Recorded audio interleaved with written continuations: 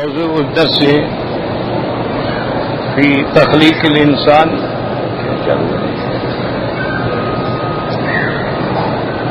موضوع الدرس في تخليق الإنسان وتقويم الإنسان في أحسن تقويم.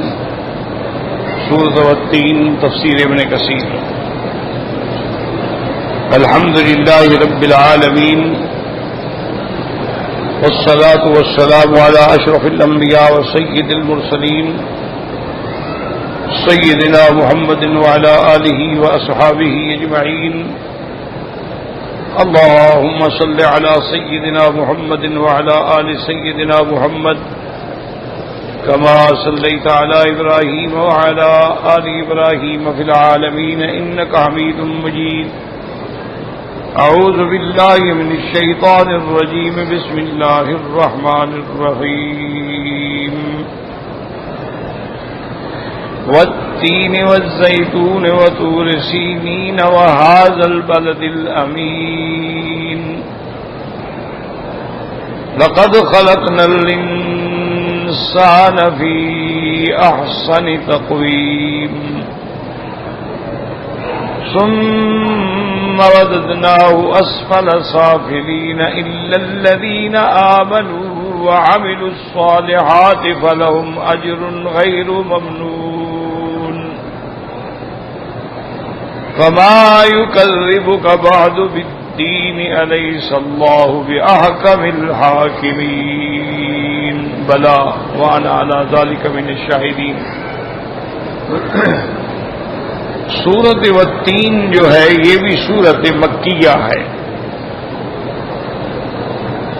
جیسا کہ الحمدللہ پہلے بھی کئی دفعہ پڑھ چکے ہیں، سن چکے ہیں کہ جو سورتیں یا جو آیات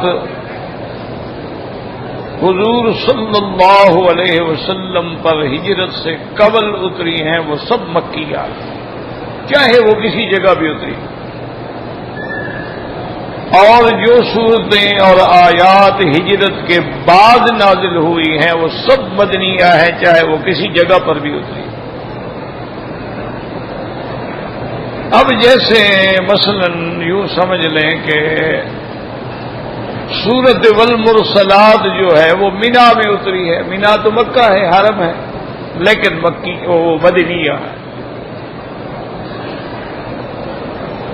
اليوم اکملت لکم دینکم واتممت علیکم نعمتی، یہ آیت عرفات میں اتری ہے. تو عرفات جو ہے بالکل حرم کے قریب ہے، یہ نہیں مکے کے حدود میں ہے، حرم کے حدود میں نہیں لیکن مکہ شہر کے حدود میں. لیکن پھر بھی وہ آیات مدنیہ. تو خلاصہ یہ ہوا کہ جو ہجرت سے قبل اترے وہ مکیہ، جو ہجرت کے بعد اترے وہ مدنیہ. تو یہ بھی ان صورتوں میں ہے جو حضور صلی اللہ علیہ وسلم پر ہجرت سے پہلے اترے.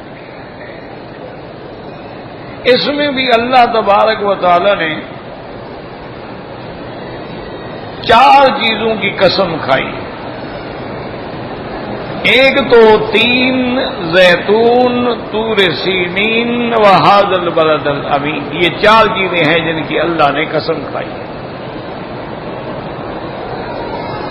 اور یہ بھی مسئلہ ہے کہ مخلوق کو اللہ کے نام کے سوا کسی چیز کی قسم کھانا جو ہے جائز نہیں. یعنی کوئی انسان اللہ کے نام کے بجائے کسی بزرگ کی قسم کھائے یا کسی پیر کی قسم کھائے یا کسی پیر کے آستان کی قسم کھائے یا بچے کے سر کی قسم کھائے یا اپنے آنکھوں کی قسم کھائے تو یہ چھوٹا موٹا گناہ نہیں، کفر ہے. حدیث مبارک میں ہے کہ حضور صلی اللہ علیہ وسلم نے فرمایا من حلف بغیر اسم اللہ فقد کفر، اور ایک روایت میں ہے فقد اشرک او کما قال النبی صلی اللہ علیہ وسلم، جو شخص اللہ کے سوا کسی چیز کی قسم کھائے اس نے کفر کیا.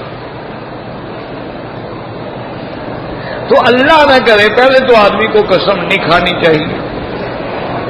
اور اگر قسم کھانی ہو تو پھر اللہ کی ہوگی، واللہ باللہ تاللہ، صرف اللہ کے نام کی، اس کی صفات کی، اس کی ذات کی قسم کھانی۔ اور یہ بھی لوگوں میں ایک غلط بات مشہور ہے کہ جی قسم سچی کھاؤ یا کوئی غلط کھاؤ وہ نقصان دیتی ہے، یہ بے وقوفی کی بات۔ اگر آپ حق بجانے میں تو آپ قسم کھائیں۔ حضور صلی اللہ علیہ وسلم سے زیادہ حق پہ کون ہوگا؟ کئی مقام پہ حضور نے قسم کھائی، والذی نفس محمد بیدہ، مجھے اس ذات کی قسم ہے جس کے قبضے میں میری جان ہے۔ اسی طریقے سے صحابہ نے بھی قسم کھائی۔ معنی یہ ہے کہ جھوٹی قسم نہ کھاؤ، جھوٹی قسم جو ہے وہ گناہ ہے۔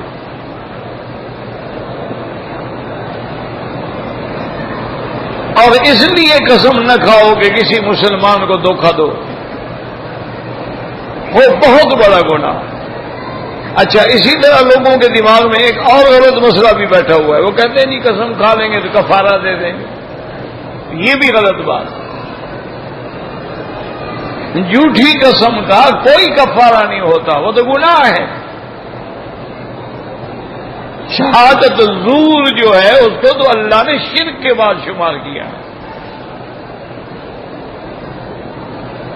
اور یہ بھی حکم دیا ہے کہ تم اگر جھوٹی قسم کھا رہے ہو تو اس کا کوئی کفارہ نہیں ہوتا، اس کا حل یہ ہے توبہ کرو، اللہ سے معافی مانگو۔ کفارہ اس قسم کا ہوتا ہے کہ تم غلطی سے کسی جائز کام کے نہ کرنے کی قسم کھا بیٹھے،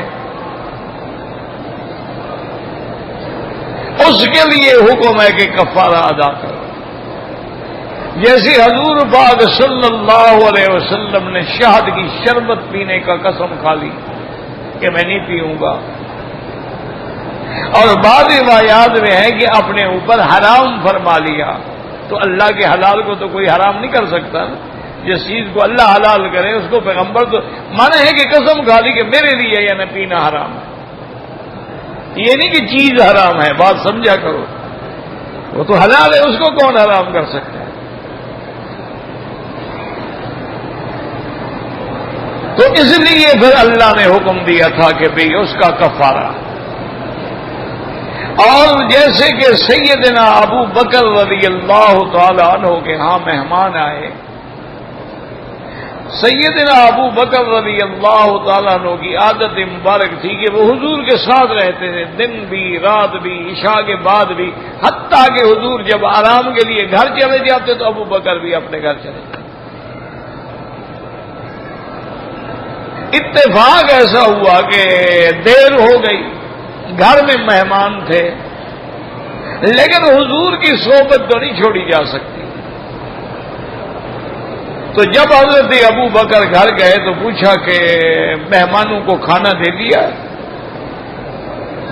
تو گھر والی نے کہا کہ حضرت ہم نے تو کھانا بھجوایا ہے، لیکن مہمان کہتے ہیں کہ ہم نہیں کھائیں گے جب تک ابو بکر نہیں آئے۔ اب ہمارا کیا قصور ہے؟ تو حضرت ابو بکر رضی اللہ تعالی عنہ کو بھی غصہ آ گیا۔ آپ نے فرمایا واللہ لا آکل، مجھے خدا کی قسم میں نہیں کھاؤں گا۔ یہ کیا بات ہے کہ میں نہ آؤں تو مہمان کھانا نہ کھائیں؟ اب بیوی بیچاری بیٹھی تھی، اس نے کہا کہ واللہ لا آکل، ابو بکر اگر تم نہیں کھاتے مجھے بھی اللہ کی قسم میں بھی نہیں کھاؤں۔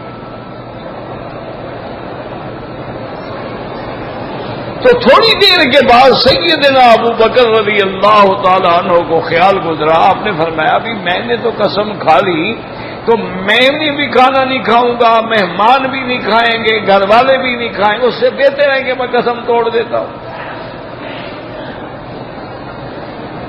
تو حضرت صدیق نے فرمایا اچھا کھانا لے آؤ۔ تو آپ نے جا کے کھانا کھایا، مہمانوں نے بھی کھانا کھایا، گھر والوں نے بھی کھانا کھایا۔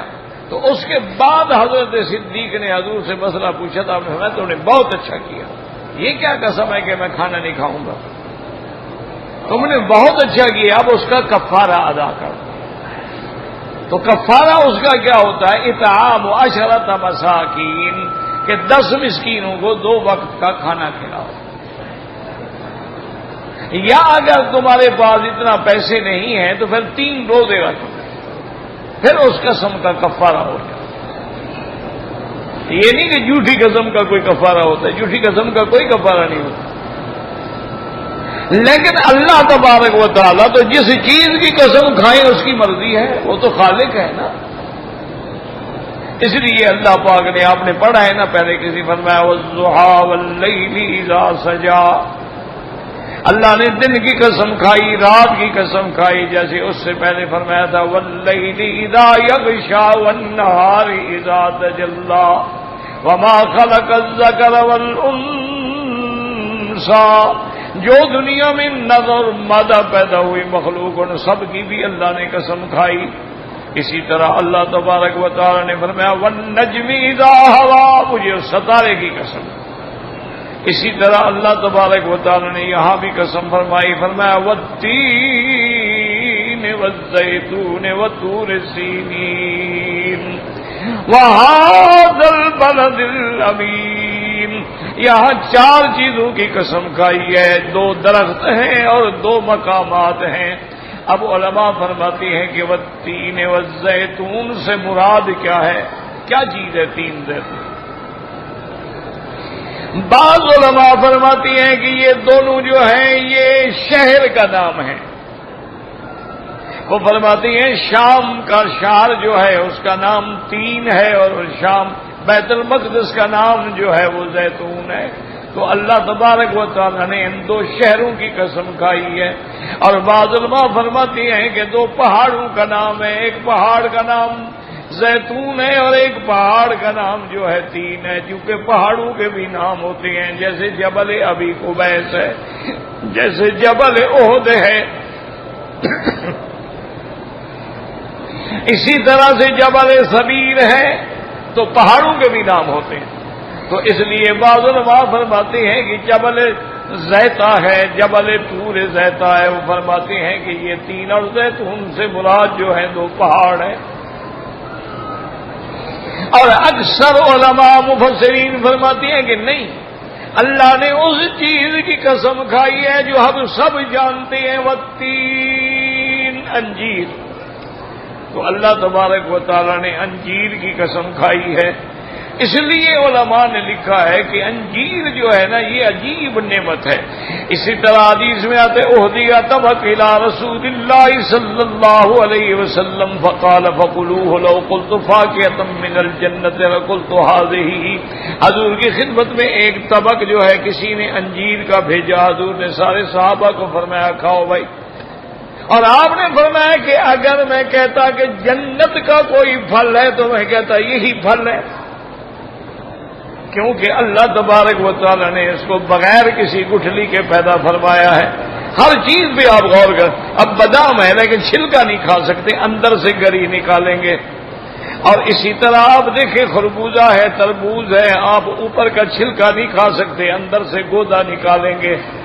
اور اسی طرح دیکھیں کھجور ہے، آپ اوپر کا حصہ کھائیں گے لیکن اندر گٹھلی ہے۔ تو یہ واحد پھل ہے جس میں نہ گٹھلی ہے نہ چھلکا ہے، سارے کا سارا کھایا جاتا ہے۔ اس لیے اس کو کہتے ہیں کہ یہ گویا کہ جنت کا پھل ہے، کہ جنت کے پھلوں کے اندر بھی کوئی گٹھلی نہیں ہوگی۔ اس لیے فرماتے ہیں والتین، اور علماء نے تو بڑی کتابیں لکھی،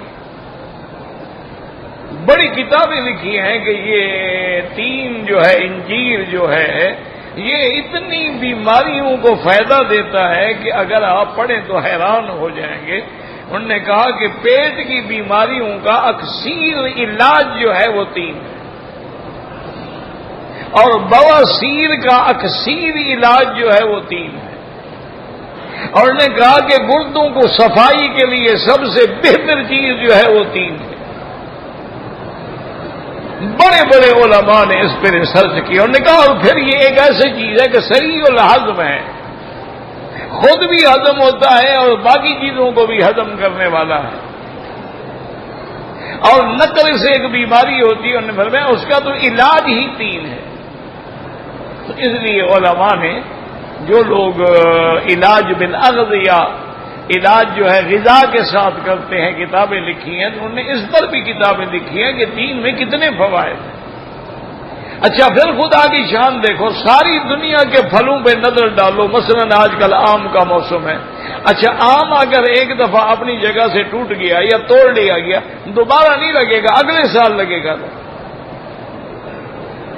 اسی طرح آپ نے کھجور توڑ لی ہے تو کھجور اگلے سال لگے گی۔ یہ صرف 3 ہے جو توڑ لو تو پھر لگ جائے گا، ایک سال میں کئی دفعہ لگ جائے گا۔ تو انہوں نے فرمایا کہ یہ بھی صفت جو ہے 3 کو حاصل ہے اور کسی کو حاصل نہیں۔ اور دوسرا انہوں نے فرمایا کہ 3 کا ایک ایسا یعنی انجیر کا جو پھل ہے اتنا اونچا درخت بھی نہیں ہے کہ آپ کو جناب درخت پہ چڑھنا پڑے، کھڑے کھڑے توڑ لیں، یعنی جس کا لینا بھی سہل ہے اور جس کا استعمال جو ہے وہ بھی سہل ہے۔ اور دوسروں نے فرمایا کہ یہ ایسا پھل ہے جو سبز تازہ بھی کھایا جاتا ہے اور سوکھا بھی کھایا جاتا ہے۔ اس لیے بہت سارے ملک جو ہیں جیسے ترکی کا ملک ہے، شام کا ملک ہے، ان کی تو غذا کا جزو اعظم جو ہے وہ یہ انجیر ہوتا ہے، وہ ہر حال میں انجیر ساتھ رکھتے ہیں، اگر سبز نہ ملے تو خشک بھی کھا لیں گے۔ تو اس لیے علماء نے فرمایا کہ یہ چونکہ کثیر المنافع ہے، اس کے منافع بہت زیادہ تھے، تو اس لیے اللہ نے قسم کھائی، فرمایا والتین۔ اور بعض علماء نے یہ بھی لکھا ہے کہ قیامت جو جنت کے اندر جب آدم علیہ السلام تھے، شیطان کے وسوسے میں آ کے آپ اس درخت کا پھل چکھ بیٹھے، نتیجہ یہ نکلا کہ اللہ تعالیٰ کے حکم سے ان کا لباس جو تھا وہ اتر گیا۔ اب جب لباس اترا تو پیغمبر بڑے شرمندہ کھڑے ہیں کہ کیا کریں، بغیر فتفقا یخصفان علیہما من ورق الجنہ، تو انہوں نے جنت کے درختوں کے پتے توڑے، تو کہتے ہیں اس میں بھی یہ 3 کے پتے شامل کہ انجیر کے پتے بھی بڑے ہوتے ہیں، تو اس کو بھی لے کے آپ اپنے بدن پہ لگاتے رہے۔ تو انہوں نے کہا یہ شرف جو ہے اس کو بھی حاصل ہے۔ اور جب جنت سے اترے ہیں تو حضرت آدم علیہ السلام وہی پتے جنت سے نیچے لائے۔ اس لیے بعض علماء نے فرمایا کہ اس کو فاکہۃ الجنہ بھی کہا جاتا ہے کہ بھئی گویا کہ یہ جنت کا پھل ہے، حضرت آدم علیہ السلام جیسے آئے تو یہ بھی آیا۔ اسی علماء فرماتے ہیں والتین والزیتون، اور زیتون جو ہے زیتون کا پھل وہ بھی آپ دیکھیں کچا بھی کھایا جاتا ہے، پکا بھی کھایا جاتا ہے، اچار بنا کے بھی کھایا جاتا ہے، اس کا تیل نکال کے بھی کھایا جاتا ہے۔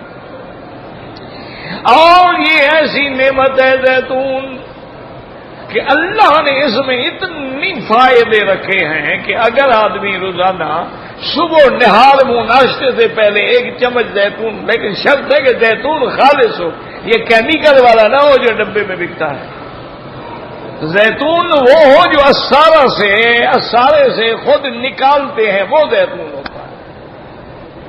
اور اس دفعہ خدا کی شان یہ ہے کہ اس دنیا میں پہلے یہ 3 جو ہے شام سے آتا تھا، لبنان سے آتا تھا زیتون، بیروت سے آتا تھا اور اٹالین سے آتا تھا۔ اب سب سے دنیا میں بہتر زیتون جو ہے وہ سعودی عرب کا، اور اسی طرح صبح کو اور اسی طرح شام کو۔ تو یہ ایک ایسی چیز ہے کہ کئی بیماریاں جیسے جوڑوں میں درد ہے، کمر میں درد ہے، پیٹ میں خرابیاں ہیں، اچھا کولسٹرول تمہارا بڑھ رہا ہے، یہ واحد تیل ہے جو پینے سے کولسٹرول کو ختم کرتا ہے۔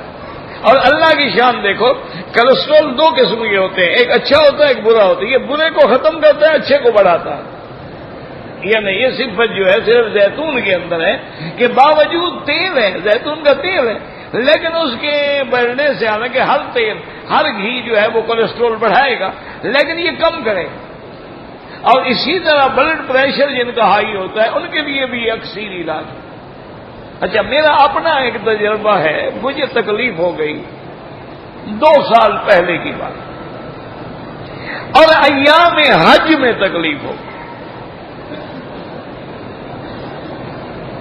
اللہ معاف فرمائے کہ سیاہ بالکل خالص سیاہ جو ہے براز جو ہے پخانہ سیاہ ہو گیا۔ میں نے ڈاکٹروں سے رجوع کیا تو انہوں نے کہا کہ جی ایک جرثومہ ہوتا ہے، ایچ پیلوری اس کو کہتے ہیں، یہ اس کی وجہ سے ہے۔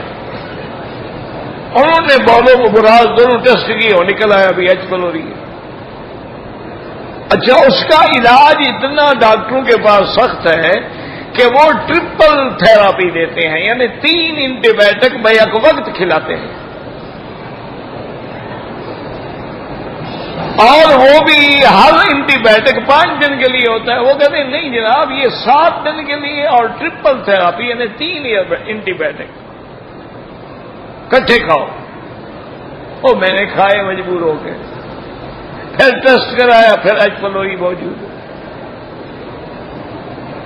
میں نے پھر اور ڈاکٹروں سے رجوع کیا کہ بھئی اور ٹرپل تھراپی بھی ہو گئی خدا کے بندے، اب میں کیا کروں؟ نے کہا جی ایک دفعہ پھر آپ کو لینی پڑے گی، یہ بڑا سخت چیز ہے، یہ جرثومہ جو ہے مرتا نہیں. بہرحال میں نے جناب پھر بھی کر دی، پھر ٹیسٹ کرایا، پھر ایچ پلوری موجود. پھر ایک میرے اور بڑے دوست ہیں ڈاکٹر ہیں، وہ انٹرنیشنل فیم کے ڈاکٹر ہیں اسی پیٹ کی چیز کے، ان سے انہوں نے کہا مکی صاحب آپ بھول جائیں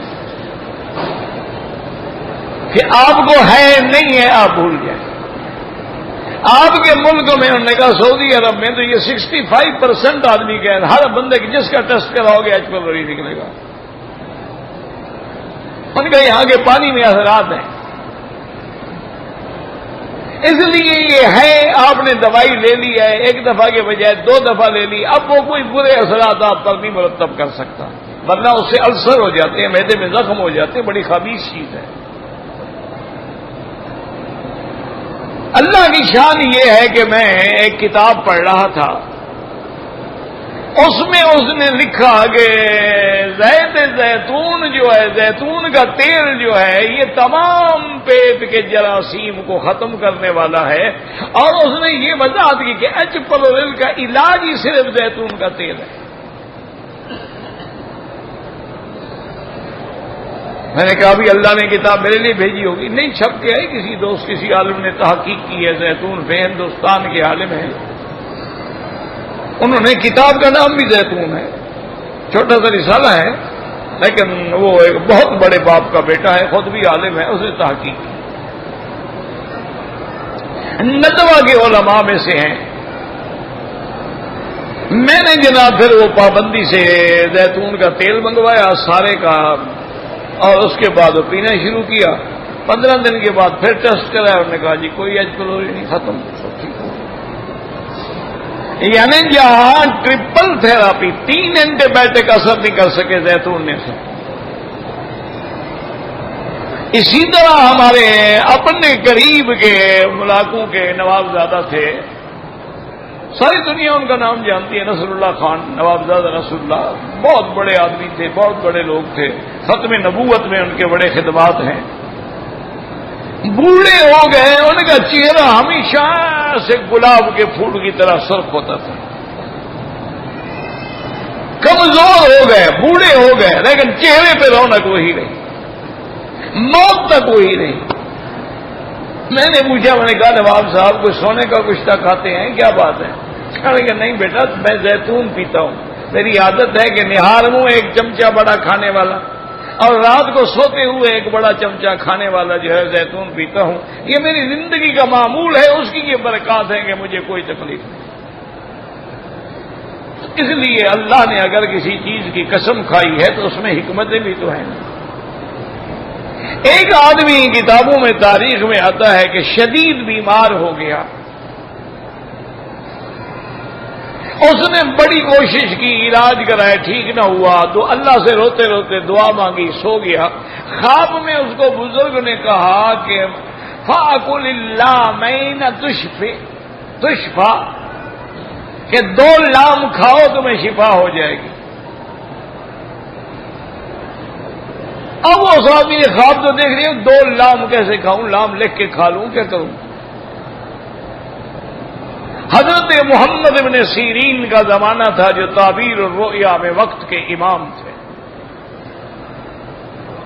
وہ ان کی خدمت میں پہنچا اور کہا کہ حضرت میں شدید بیمار ہوں، اور ایک حکیموں نے، اطباء نے مجھے لا علاج کر دیا ہے، میں اللہ کے آگے روتے روتے سو گیا، 2 رکعت پڑھی، دعا مانگی، سو گیا. مجھے خواب میں یہ کہا گیا کہ فَأَكُلِ اللَّامَيْن تُشْفَى، 2 لام کھاؤ تمہیں شفا ہو جائے گی۔ تو محمد بن سیرین نے فرمایا کہ ہاں بھائی ٹھیک ہے، یہی حکم فرمایا کہ زیتون کھاؤ، زیتون کا پھل بھی کھاؤ، زیتون کا تیل بھی پیو، کیونکہ اللہ نے فرمایا نا زیتون کے بارے میں زیتونۃ لا شرقیۃ ولا غربیۃ، تو 2 لام اسی کے ساتھ ہے اور کسی کے ساتھ نہیں۔ انہوں نے فرمایا کہ اللہ کی علماء کا کام ہوتا ہے، ہر چیز میں ان کی نظر ہوتی ہے قرآن و حدیث میں۔ انہوں نے فرمایا خود قرآن میں موجود ہے نا کہ زیتونۃ لا شرقیۃ ولا غربیۃ، 2 لام ہے کہ نہیں؟ انہوں نے کہا جی ہے۔ انہوں نے کہا بس یہ کھاؤ ٹھیک ہو جاؤ، انہوں نے کھایا اور ٹھیک ہو گیا۔ اس لیے اللہ تبارک و تعالی نے اگر کسی چیز کی قسم کھائی ہے تو اس میں کروڑوں حکمتیں ہوتی ہیں، اس میں کروڑوں اللہ کی رحمتیں ہوتی ہیں، کیونکہ یہ اللہ کا کلام ہے، اللہ کی کتاب ہے، اس میں حکم ہے، اسرار ہے، اس میں اشارات ہیں، اس کے اندر اتنے منافع ہیں کہ آدمی شمار نہیں کر سکتا، کیونکہ اللہ نے قرآن کو فرمایا یہ ہدایت بھی ہے، یہ رحمت بھی ہے، ہدی و رحمہ، اور فرمایا کہ وَنُنَزِّلُ مِنَ الْقُرْآنِ مَا هُوَ شِفَاءٌ، یہ شفا بھی ہے، اور قرآن موعظہ بھی ہے، قرآن عبرت بھی ہے، قرآن ذکر بھی ہے، قرآن ذکر بھی ہے۔ تو اس لیے قرآن پاک پر اگر اللہ تبارک و تعالی پڑھنے کی اور اس میں تدبر کرنے کی توفیق عطا فرمائے تو پھر آپ دیکھیں کہ اللہ نے ایک ایک آیت میں کتنے موتی چھپا کے رکھے ہوئے۔ ایسے فرماتے ہیں والتین والزیتون وطور سینین، علماء فرماتے ہیں کہ طور سینین سے مراد وہ طور سینین جبل ہے جس جبل پہ اللہ تبارک و تعالی نے موسیٰ علیہ السلام سے کلام فرمایا تھا۔ اللہ تبارک و تعالی نے بلایا آپ کو اور آپ نے وہی 40 راتیں گزاری تھی، تو وہ طور سینین ہے۔ اللہ نے حکم دیا تھا کہ یہاں آ کے آپ روزہ بھی رکھیں، اعتکاف بھی کریں۔ 30 راتیں گزر گئی تو حکم دیا کہ نہیں 10 راتیں اور بڑھا دیں۔ تو اللہ تبارک و تعالی کے حکم سے وَتَمَّ مِيقَاتُ رَبِّهِ 40 لَيْلَةً، 40 راتیں حضرت موسیٰ علیہ السلام نے اللہ کے حکم کے مطابق عبادت کی، روزے رکھے، اعتکاف کیے، اللہ پاک نے اپنے کلام سے مشرف فرمایا۔ اسی لیے بعض علماء آپ دیکھیں نا تبلیغی جماعت والے کہتے ہیں چلا لگاؤ چلا لگاؤ، ایسے نہیں کہتے، وہ اسی قرآن کی آیت سے دلیل پکڑتے ہیں کہ اللہ نے موسیٰ علیہ السلام سے بھی تو چلا لگوایا ہے نا، 30 دن نہیں بٹھایا، 50 دن نہیں بٹھایا، تو کوئی وجہ تو تھی نا۔ وہ کہتے ہیں کوئی حکمت تو تھی نا اس میں کہ اللہ تبارک و تعالی نے انہیں بھی حکم دیا کہ فَتَمَّ مِيقَاتُ رَبِّهِ 40 لَيْلَةً فَلَمَّا بَلَغَ أَشُدَّهُ وَبَلَغَ 40 سَنَةً۔ اللہ نے کسی نبی کو نبوت نہیں دی جب تک کہ وہ 40 سال کو نہ پہنچے، 40 کے بعد نبوت ملتی ہے۔ اور اسی طریقے سے اللہ تبارک و تعالی کے نبی نے فرمایا جو میری مسجد میں مدینہ منورہ میں آ کے 40 نمازیں پڑھے اور اس کی ایک نماز بھی نہ چھوٹے، جماعت نہ چھوٹے، تکبیر تحریمہ نہ چھوٹے، اللہ اس کو جہنم سے اور نفاق سے بری کر دیتی ہیں، تو وہاں بھی 40 کا حکم ہے۔ اور اسی طرح صحیح حدیث میں ہے جو بندہ 40 حدیثیں یاد کر لے اللہ قیامت میں اس کو علماء کی صف میں اٹھائیں گے، وہاں بھی 40 کا عدد مراد ہے۔ اور اس کے بعد علماء نے لکھا ہے کہ انسان پہ جو ادوار گزرتے ہیں کہ پہلے نطفہ ہوتا ہے پھر وہ رحم میں جاتا ہے، فَجَعَلْنَاهُ فِي قَرَارٍ مَّكِينٍ، اللہ ماں باپ دونوں کے پانی کو عورت کے رحم میں جمع کر دیتی ہیں، اب نطفہ ہے، پھر اس کے بعد ثُمَّ خَلَقْنَا النُّطْفَةَ عَلَقَةً، پھر جوں کی شکل اختیار کرتا ہے، ثُمَّ خَلَقْنَا النُّطْفَةَ عَلَقَةً فَخَلَقْنَا الْعَلَقَةَ مُضْغَةً فَخَلَقْنَا الْمُضْغَةَ عِظَامًا فَكَسَوْنَا الْعِظَامَ لَحْمًا ثُمَّ انشَأْنَاهُ خَلْقًا آخَرَ۔ علماء نے لکھا ہے کہ 40 دن تک نطفہ ہوتا ہے، 40 دن کے بعد علقہ بنتا ہے، 40 دن کے بعد مضغہ بنتا ہے، 40 دن کے بعد گوشت چڑھایا جاتا ہے، پھر 40 دن کے بعد اس کے اندر نفخ روح ہوتی ہے۔ تو اس سے بھی ان علماء نے استدلال فرمایا کہ بھی 40 دن محنت کرنے سے تبدیلی آئے گی، جیسے نطفہ حلقے میں بدل گیا، حلقہ مضغے میں بدل گیا، تو اس کا معنی ہے اگر اللہ کا بندہ اللہ کے راستے میں نکلے گا، 40 دن عبادت کرے گا، نماز پڑھے گا، حضور کی سنت کے مطابق زندگی گزارے گا، اور نوافل کا خیال کرے گا، تہجد کا خیال کرے گا، اشراق کا خیال کرے گا، اور ہر وقت اپنی زبان پہ اللہ کا ذکر جاری کرے گا، تو لازماً تبدیلی آئے گی۔ اور واقعہ بھی ہے، آپ دیکھ رہے ہیں کہ کتنے لاکھوں نہیں کروڑوں انسان تبدیل ہو گئے، کتنے بے نمازی بن گئے، کتنے لوگ ہیں جنہوں نے ساری زندگی شراب میں گزاری ہے، شراب چھٹ گیا، داڑیاں سنت کے مطابق، پگڑی سنت کے مطابق، لباس سنت کے مطابق، باقی یہ کہنا بھی ان میں بدعات بھی ہیں۔ تو میرا بھائی ہر بات میں غلطیاں بھی ہوتی ہیں، ہر جماعت میں غلطیاں بھی ہوتی ہیں، ہر صاحب علم آدمی کے بارے میں بھی ہوتا ہے، کئی باتوں میں اس کو بھی غلطیاں لگتی ہیں۔ تو اس کا معنی یہ تو نہیں ہے کہ ساری اچھائیوں کو چھوڑ کے ہم صرف غلطیاں ہی گنتے رہیں، یہ غلط بات ہوتی ہے۔ ہاں یہ بہتر ہے کہ اگر چاہیں تو آپ علماء اس کی اصلاح کریں کہ یہ چیز غلط ہے، اس کا علاج کرو، یہ تمہارے اندر کمی ہے، اس کو پورا کرو، یا اس کام کو سر انجام دینے کا یہ طریقہ کار اختیار، ایسی کوئی بات نہیں۔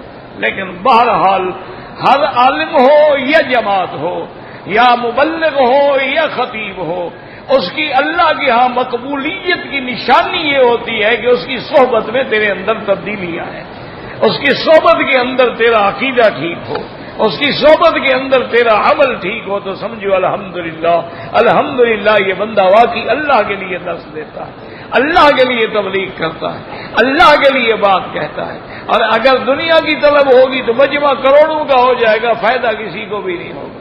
مجمع تو گانے پر بھی اکٹھا ہو جاتا ہے، مجمع تو کرکٹ دیکھنے کے لیے بھی اکٹھا ہو جاتا ہے، مجمع تو کوئی میچ دیکھنا ہو اس کے لیے بھی اکٹھا ہو جاتا ہے، مجمع تو فٹ بال کے لیے بھی اکٹھا ہو جاتا ہے۔ مجمع کی کیا بات یہ ہے کہ اس میں کوئی تبدیلی آئی ہے، وہ مشرک تھا موحد بن گیا، وہ بدعتی تھا سنت پہ آ گیا، اگر اس میں تبدیلی آئی ہے تو پھر معنی یہ ہے کہ الحمدللہ ثم الحمدللہ کہنے والے کے دل میں یہی وجہ تھی کہ پہلے بزرگ جو تھے نا، ان کی صحبت میں ایک دن میں سینکڑوں لوگوں کی تبدیلی ہو جاتی تھی۔ میرے اپنے نانا مرحوم تھے، میری والدہ کے جو والد تھے، بہت بڑے علماء میں سے تھے، اور اللہ نے ان کی زبان میں ایسا اثر دیا تھا۔ وہ تو مدرسے میں پڑھاتے تھے، صرف جمعرات یا جمعہ جاتے تھے تقریر کرنے کے لیے، کہیں جلسہ ہوتا تو جمعرات اور جمعہ 2 دن جاتے تھے۔ تو جہاں جلسہ ہوتا حضرت تقریر فرماتے 100-200 آدمی کھڑے ہو کے گناہوں سے توبہ کرتے، کہیں چور کھڑے ہیں، کہیں ڈاکو کھڑے ہیں، کہیں کچھ کھڑے ہیں، سب توبہ کر رہے ہیں۔ اتنا تبدیلی آتی تھی کہ تقریر میں 100 بندہ کھڑا ہو گیا، اور جس نے توبہ کی وہ توبہ پہ قائم رہا، یہ نہیں کہ وقتی توبہ کر لی۔ تو یہ اللہ والوں کی زبان میں اثر ہوتا ہے، اس کے برکات ہوتے ہیں، اللہ کے ہاں قبولیت کی نشانی ہوتی ہے۔ آپ دیکھیں کہ بعض علماء نے بڑی بڑی کتابیں لکھی ہیں، اور علمی کتابیں ہیں، ان میں علم ہے، محنت کی ہے، لیکن ایک ایڈیشن کے بعد ملتی نہیں، پتہ نہیں کہاں گئی، کسی نے پڑھا ہی نہیں۔ اور بعض کتابیں ایسی عام کتابیں، عام سادہ کتابیں ہیں، سادہ باتیں ہیں، سادہ کہانیاں ہیں، لیکن اللہ کے یہاں مقبول ہے کہ ساری دنیا میں پڑھی جاتی ہے۔ تو معنی یہ ہے کہ اس کو اللہ نے قبول فرما لیا ہے، اور جو رہ گئی معنی یہ ہے کہ اس کی قبولیت اللہ کے ہاں نہیں ہوئی۔ اللہ قبول فرمائے تو بات آگے بڑھے نا، اگر اللہ ہی قبول نہ فرمائے تو پھر کیا ہو سکتا ہے؟ اس لیے آپ دیکھ لیں دنیا کے اندر بعض کتابیں ایسی ہیں ماشاءاللہ زبانوں میں ترجمے ہو رہے ہیں، حالانکہ فضائل پر کتابیں ہیں، کوئی اتنی اس میں علمی تحقیق بھی نہیں ہے، کوئی اس میں علمی کاوش بھی نہیں ہے، حدیث مبارک نقل کی گئی ہیں فضیلت کی، لیکن اللہ کے ہاں وہ مقبول ہیں، اللہ نے ان کو قبول فرما لیا ہے۔ تو اس لیے اللہ نے قسم کھائی فرمایا والتین والزیتون وطور سینین، مجھے قسم ہے اس جگہ کی جہاں اللہ نے موسیٰ علیہ السلام سے کلام فرمایا. اور یہاں سے علماء نے مسئلہ نکالا ہے کہ یاد رکھو اللہ نے جس جس مکان کو عزت بخشی ہے وہ مکین کی وجہ سے ہے. طور سین کو عزت بخشی تو موسیٰ علیہ السلام کو بٹھا دیا, اور مسجد اقصی کو عزت بخشی تو حضرت داؤد و سلیمان علیہ السلام کو بٹھا دیا, اور مکے کو عزت بخشی تو ابراہیم الخلیل اور حضرت محمد مصطفیٰ کو بٹھا دیا. کوئی وجہ ہوتی ہے اس کے مقبول ہونے کی, اس جگہ کے اللہ کے ہاں. اب دیکھو نا دنیا میں کئی پہاڑ ہیں, لیکن ایک جاہل بھی جانتا ہے کہ یہ جبل احد ایک پہاڑ ہے مدینہ شریف میں, وہاں ضرور جانا. ایک عام جٹ بھی جانتا ہے جبل احد کیا. اچھا ایک عام جٹ بھی کہتے ہو جی وہ غار حرا پہ گئے تھے آپ, وہ جبل نور ہے غار حرا, اور اس کو پتہ نہیں جبل نور کس کو کہتے ہیں, لیکن کہتا ہے کیونکہ وہ اللہ کے ہاں اتنا مقبول ہو گیا ہے کہ وہاں سے نور نبوت آیا اور نور قرآن آیا, تو قیامت تک اس کا ذکر ہے. اس لیے فرمایا وَطُورِ سِینِینَ وَهَٰذَا الْبَلَدِ الْأَمِینِ. اللہ نے فرمایا مجھے اس امن والے شہر کی قسم ہے, یعنی مکہ ہے. حرمن آمنن, یہ حرم ہے, یہ امن والا ہے. یہاں قاتل کو بھی نہیں پکڑا جاتا تھا, جانور کو بھی نہیں چھیڑا جاتا تھا. اور اللہ نے قرآن میں فرمایا من دخلہ کان آمنا, جو اس میں ایمان سے داخل ہوگا وہ امن میں آ گیا. کیا مانا دنیا میں بھی امن ملے گا اور جہنم کے عذاب سے بھی امن ملے گا. تو یہ واحد شہر ہے جس بلد کی بھی اللہ نے قسم کھائی ہے. کہیں فرماتے ہیں لا اقسم بہذا البلد وانت حل بہذا البلد, اور کہیں اللہ تبارک و تعالی نے اس کا نام کعبہ رکھا ہے. اللہ نے فرمایا ہادیم بالغ الکعبۃ, اور کہیں اللہ نے مسجد الحرام رکھا فولی وجہک شطر المسجد الحرام, اور کہیں ام القرى لتنذر ام القرى ومن حولها, اور کہیں اللہ نے فرمایا میرا مدنی مجھے اس شہر کی قسم ہے وہ شہر جہاں آپ ہیں. وَأَنْتَ حِلٌّ بِهَذَا الْبَلَدِ, تو اللہ پاک نے اس کی بھی قسم کھائی. چار چیزوں کی, پہلی چیز کیا ہے والتین ہے, اور دوسری چیز کیا ہے والزیتون, اور تیسری چیز طور سینین ہے, اور چوتھی چیز جو ہے وَهَذَا الْبَلَدِ الْأَمِينِ. ایک قسم ہے, اور جہاں قسم ہوگی جواب قسم ہوگا, مقسم علیہ ہوگا تو آگے قسم کا جواب ہے کہ لقد خلقنا الانسان فی احسن تقویم. واللہ اعلم.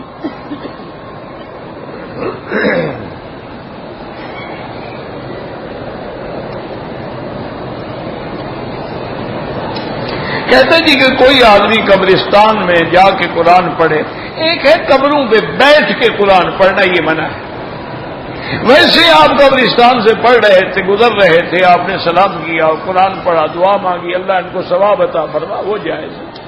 ایک یہ ہوتا ہے کہ لوگوں نے ایک رسم بنا رکھی ہے کہ وہاں قبر پہ بیٹھ کے پڑھتے ہیں, وہ منع ہے.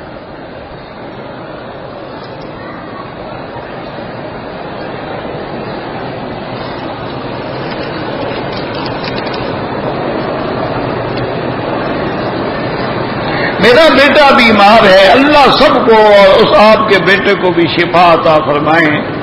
اللہ تبارک و تعالی قادر ہیں اور ہر بیمار کی بیماری دور کرنے والے ہیں. اذا مرضت فهو یشفین, جب ہم بیمار ہوتے ہیں تو شفا اللہ دیتے ہیں. اور تم تو شفا کے گھر میں آ کے بیٹھے ہوئے اللہ کے بندے, زمزم کا پانی لو اور یقین کے ساتھ ہر نماز کے بعد اس کو پلاؤ, زمزم کے پانی سے غسل کرواؤ, زمزم کا پانی بدن پہ ڈالو, زمزم کا پانی اس بیماری والی جگہ پہ لگاؤ, اور اللہ سے دعا کرو تو انشاءاللہ ثم انشاءاللہ بہت جلدی, یعنی آپ حیران ہوں گے کہ انقلاب آ جائے گا. میں نے کئی لوگ ہیں جن کو میں نے بتلایا کینسر کے بیمار آئے اور بیٹھ گئے ڈیرا لگا کے, اور 40 دن تک صبح شام رات دن ہر نماز میں پانی پینا، نہانا، غسل کرنا، کپڑوں پہ ڈالنا، اللہ کی رحمت سے کینسر اڑ گئے، جا کے چیک کرنے کا تمہیں کینسر ہے ہی نہیں۔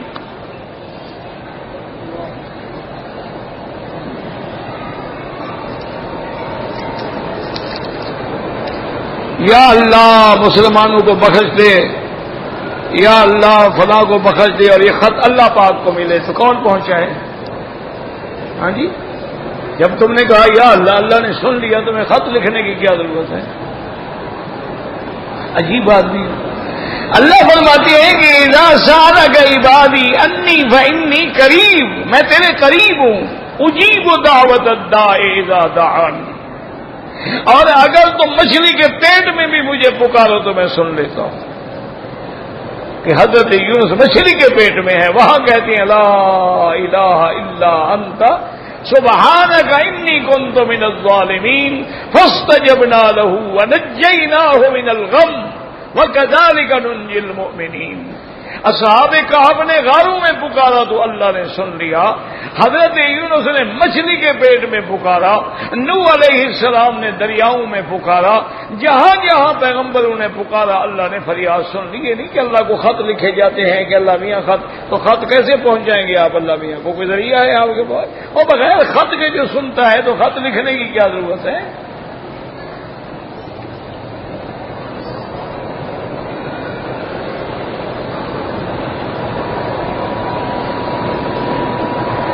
کہتے ہیں جی کہ اللہ کی ذات عرش پہ ہے، بالکل ٹھیک ہے، 17 آیتیں ہیں قرآن میں الرحمن علی العرش استوى، لیکن وہ استوا کیسی ہے؟ الاستواء معلوم وکیفیتہ مجہول، کیفیت پہ ہم بات نہیں کریں گے، یہ کیسے بیٹھے ہیں وہ اللہ جانے، کما یلیق بشان۔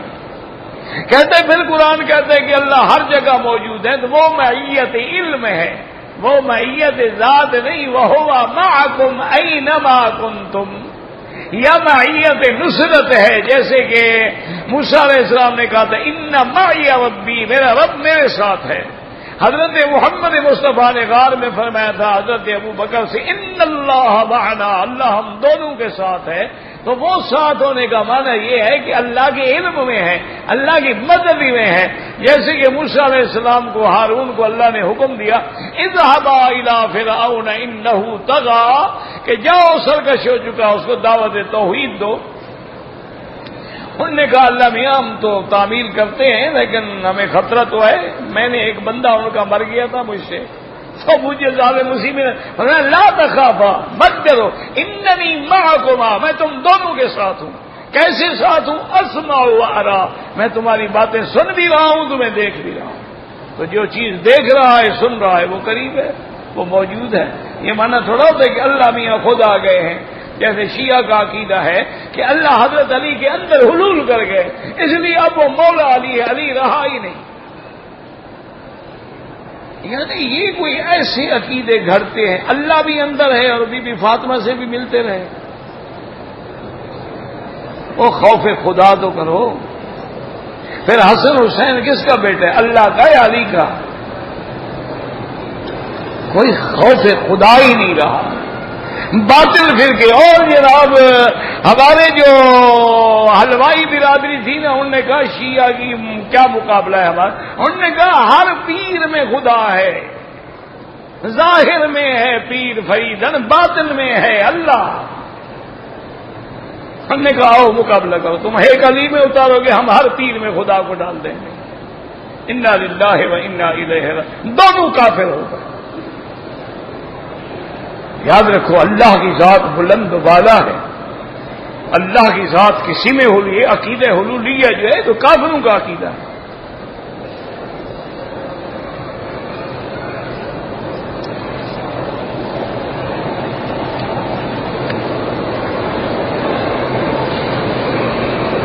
اگر ہم رکوع سے اٹھ رہے ہیں اور نظر کعبے پہ پڑ جائے کوئی بات نہیں، کوئی منع نہیں، کیا ہے؟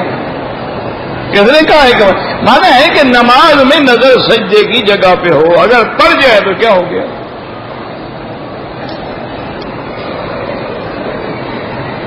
جو لوگ بینکوں سے قرضہ لیتے ہیں، زمین خریدتے ہیں یا مکان خریدتے ہیں یا گاڑی خریدتے ہیں، وہ تو خالص سود ہے، حرام ہے، اس میں بھی کوئی شک ہے؟ جب قرضہ لو گے سود دو گے یا نہیں دو گے؟ سود دو گے بس لینے والے پر بھی لعنت۔ حضور نے فرمایا کہ دینے والے پر بھی لعنت، لکھنے والے پر بھی لعنت، گواہی دینے والے پر بھی لعنت۔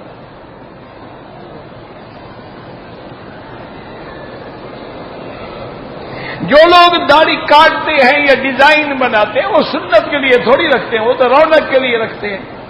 جیسے آج کل عورتیں برقعے پہنتی ہیں فیشن کے لیے، پردے کے لیے تھوڑا پہنتی ہیں، آگے سارا موتیوں کا کام کیا ہوا ہے، اور وہ لائنیں کہاں کہاں جا رہی ہیں اس پہ بھی کبھی غور کریں آپ،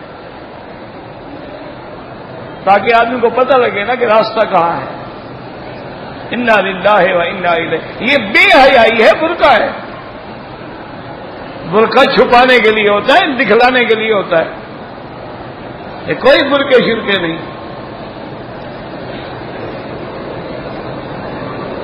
جو لوگ پرائز بانڈ خریدتے ہیں وہ رقم، وہ بھی جوا ہے۔ تمہارا بانڈ نکل آیا تو ماشاءاللہ پتہ لگ گیا، اور نہ نکلا تو پتہ ضائع ہو گیا، اور جوا تو ہے، اور کیا ہوتا ہے۔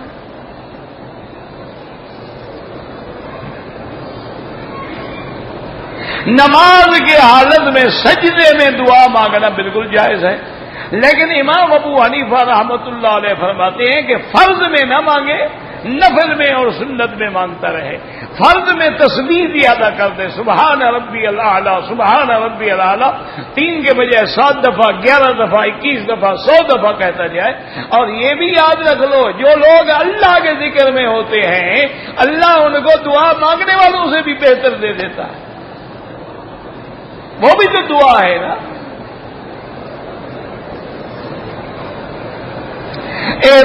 استلام کرتے ہوئے ہمارا سینہ حجر اسود کی طرف ہو، بالکل ہو، کوئی بات نہیں، طواف میں نہ ہو نا، وہ تو وقوف ہے، ہم کھڑے ہو گئے۔ حتیم میں نام نہ لکھیں جناب، اللہ کو تمہارا سارا پتہ ہے، لکھو یا نہ لکھو۔ وادی جن میں کہتے ہیں گاڑی چلتی ہے، میں نے بھی سنا ہے، چلتی تو ہے بہرحال۔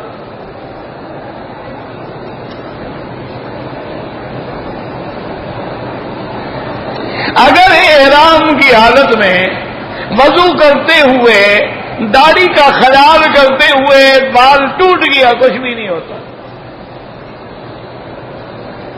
سگریٹ پینے سے گناہ ہوتا ہے؟ نہیں جناب، ثواب ہوتا ہے۔ انا للہ و انا الیہ، یعنی آج تک تمہیں یہ بھی پتہ نہیں ہے کہ سگریٹ پینے پہ گناہ ہوتا ہے؟ بعض علماء کہتے ہیں یہ حرام ہے، اور بعض علماء فرماتے ہیں یہ فعل شیطان ہے کہ ان المبذرین کانوا اخوان الشیاطین، جو اپنے پیسوں کو ضائع کرتے ہیں، اپنے ہاتھ سے آگ لگاتے ہیں، وہ تو شیطان ہے۔ ایسے تم کبھی 10 ریال کے نوٹ کو آگ نہیں لگاؤ گے، لیکن 10 ریال کی ڈبی لے کر پھونک جاؤ گے۔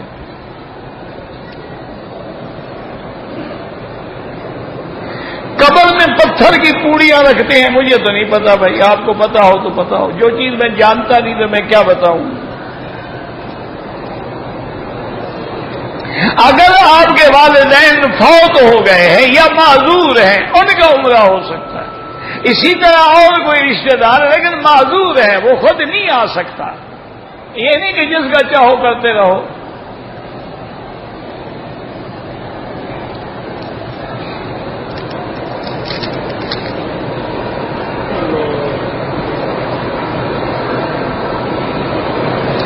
پاکستان سے ایک عورت جو ہے وہ احرام باندھ کے آ گئی، غسل کیا، پاک ہونے کے بعد عمرہ کیا، ٹھیک کیا، مسجد عائشہ کیوں جائے؟ وہ تو نیت کر کے آئی ہے، دوبارہ مسجد عائشہ کیوں جائے؟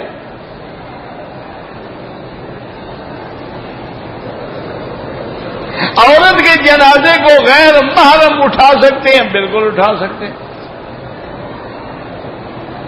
یعنی تمہارا کیا مطلب ہے کہ عورت اگر مر جائے تو اس کی چارپائی اکیلا شوہر اٹھائے بیچارہ، اور عورت ہو 3-4 من کی بھاری تو شوہر کہے گا پڑی رہے تو قبر تک تو میں نہیں لے جا سکتا۔ یہی کوئی مسئلہ ہے یعنی اللہ نے عقل چھین لیا ہے، سارا مولوی مکی کے ذمے ہے، اللہ کے بندے کیوں نہ اٹھائے؟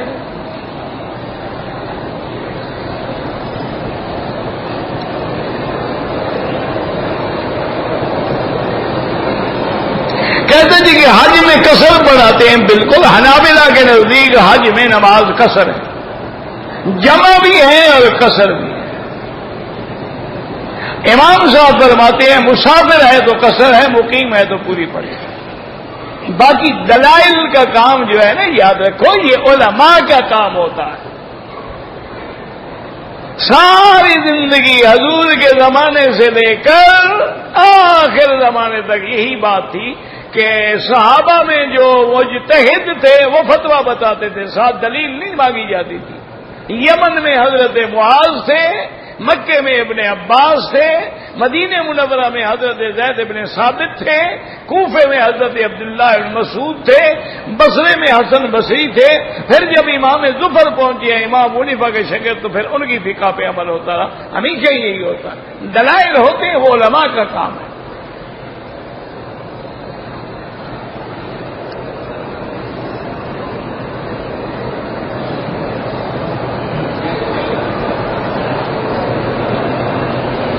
میں نے 1432 میں حج کیا تھا، صفا نہیں دوڑا، دم پڑ گئی۔ ایک دم ادا کرو، ایک بکری دم ادا کرو اور کچھ بھی نہیں۔ طواف کے لیے شروع کرو تو استلام، ختم کرو تو اللہ اکبر۔ 8 ہو جائیں گے بس، اور کتنی ہوں گے؟ اگر کوئی آدمی کفریہ کام کرتا ہے، کیسے کامیاب؟ وہ جادو ٹونے کرتا ہے، نکاح تو نہیں ٹوٹتا لیکن جادو ٹونا کرنا بہت حرام ہے۔ اور جہاں لفظ کافر کا آیا ہے وہاں تشدید کے لیے ہے کہ من تسحر فقد کفر۔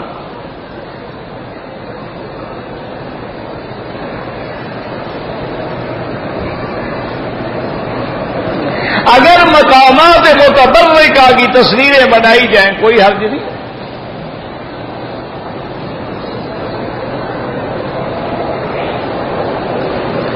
میں نے حجر اسود کا بوسہ لیا، عمرے میں اچھا کیا۔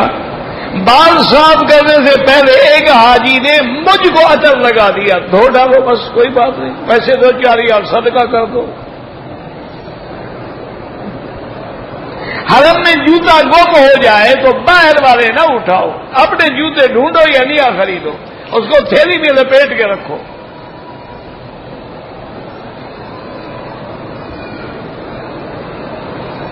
کہتے جی کہ موت برحق ہے، آپ کے بعد کون درس دے گا؟ جس کو اللہ چاہے گا۔ میرے بس میں نہیں، میرے بس میں تو نہیں ہے۔ ایسے دعا کریں میرا بیٹا بھی عالم ہے، اللہ اس کو توفیق دے دے، اللہ اس سے کام لے لے، کوئی بڑی بات تو نہیں ہے۔ وما ذالک علی اللہ بعزیز۔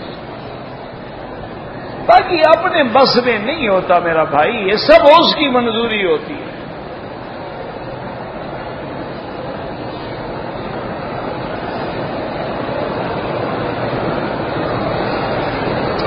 ایک شخص کی بیوی نے اپنے دیور اور جیٹھ کے بیوی بچوں پہ جادو کروا کے پریشان کر رہی ہے۔ کیونکہ یہ غیب کا معاملہ ہے، اس کی دوسری بھائی تعلقات اچھے رکھنا، آپ تعلقات اچھے رکھیں۔ یہ ہو سکتا ہے کہ غلط بات بھی ہو، ورنہ یہی ہے کہ اس کا علاج جو ہے وہ سورۃ البقرہ ہے۔ آپ اپنے گھر میں ہر وقت سورۃ البقرہ کی کیسٹ چلائیں، ہر کمرے میں چلتی رہے، اور خود بھی سورۃ بقرہ پڑھیں، پانی پہ بھی دم کریں، وہی پانی گھر والے سارے پیتے رہیں، انشاءاللہ کوئی جادو شادو نہیں ہوگا۔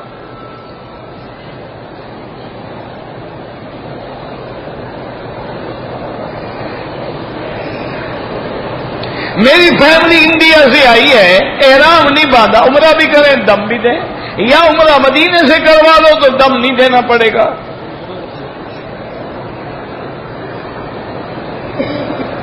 اگر لڑکا اور لڑکی دو گواہوں کے سامنے ایجاب و قبول کر لیں، نکاح نہیں ہوگا جب تک ولی نہ ہو۔ ولی مانا باپ ہو، باپ مر گیا تو بڑا بھائی ہے، چاچا ہے، وہ ولی جب تک نہ ہو ایسے نہیں ہوتا، ایسے تو وہی متے والی بات ہو جائے گی نا۔ خطبے میں تو خیر گواہ بھی نہیں ہوتے، شیعہ کا مسئلہ بڑا آسان ہے، وہاں نہ خطبے کی ضرورت ہے نہ گواہوں کی ضرورت ہے، آپس میں خود کنٹریکٹ کر لیں بس۔ اور پھر وہ یہ نہیں کہتے کہ متع کرنا جائز ہے، وہ کہتے ہیں متع کرنے سے آدمی حضرت حسین کے درجے پہ پہنچ جاتا ہے۔ ایسا مذہب بھی آپ نے دیکھا ہے کہ زنا کرنے سے بندہ اہل بیت کے درجے پہ پہنچ جائے۔ انا للہ و انا الیہ راجعون، دعا کرو اللہ ہدایت دے۔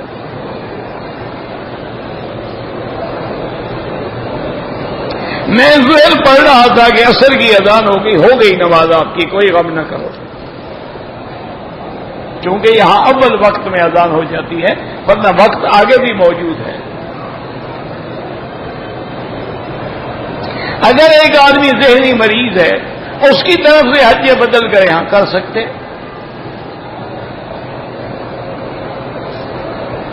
مدینہ منورہ سے میقات ہے، مکہ آ کے عمرہ کریں، عمرہ کرنا جو ہے چھوٹے حج کے برابر ہے انشاءاللہ، اللہ تبارک و تعالی، اور عمرے کرنے سے رزق میں بھی برکت ہوتی ہے اور گناہ بھی مٹ جاتے ہیں۔ اللہم صلی علی سیدنا محمد وعلی آل سیدنا محمد وبارک وسلم، یا حی یا قیوم یا ذا الجلال والاکرام، یا ذا الجلال والاکرام، یا ذا الجلال والاکرام، لا الہ الا انت سبحانک انا کنا من الظالمین۔ اللهم إنك عفو كريم عظيم تحب العفو فاعف عنا، اللهم إنا نسألك العفو والعافية والمعافاة الدائمة في الدين والدنيا والآخرة، اللهم إنا نسألك العفو والعافية ودوام العافية وتمام العافية والشكر على العافية۔ یا اللہ بیماروں کو شفا عطا فرما، بے حیاؤں کو حیا عطا فرما، یا اللہ ہماری ظاہری باطنی روحانی جسمانی بیماریاں پریشانیاں دور فرما، یا الہ العالمین ہمیں مانگنے بھی نہیں آتا، بغیر مانگے عطا فرما، یا اللہ تمام بلاد اسلامیہ کی حفاظت فرما، یا اللہ اس بلد الامین کو قیامت تک ہر فتنے سے محفوظ فرما، یا اللہ مسلمان جس ملک میں ہیں جس شہر میں ہیں ان کی جان مال آبرو عزت کی حفاظت فرما۔ ربنا آتنا فی الدنیا حسنۃ وفی الآخرۃ حسنۃ وقنا عذاب النار۔ صلی اللہ تعالی علی خیر خلقہ سیدنا محمد وعلی آلہ وصحبہ اجمعین۔ اللهم صل على سيدنا محمد وبارك وسلم۔